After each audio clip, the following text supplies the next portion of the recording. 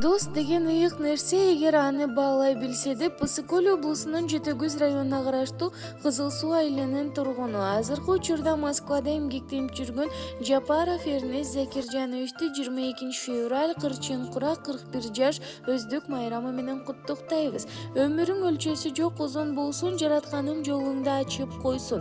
Чин ден соолук эң биринчи жаратканым бейшениңе жазып койсун. Дилеген тилектериң орундалып, ойлогон ойлоруңдун баары бүт болсун. Ардактуу досум, баскан жолуң кенен болуп, жүрөктө жүргөн үмүт тилектериңдин баары бүтүндөй ишке ашып, бул жашоонун бар жакшылыктарын баштан кечирип, ырыс кутту топтоп, дайыма ден соолукта узак жашап бар бол деп, жалпы достору жана аяшкалары куттукташат.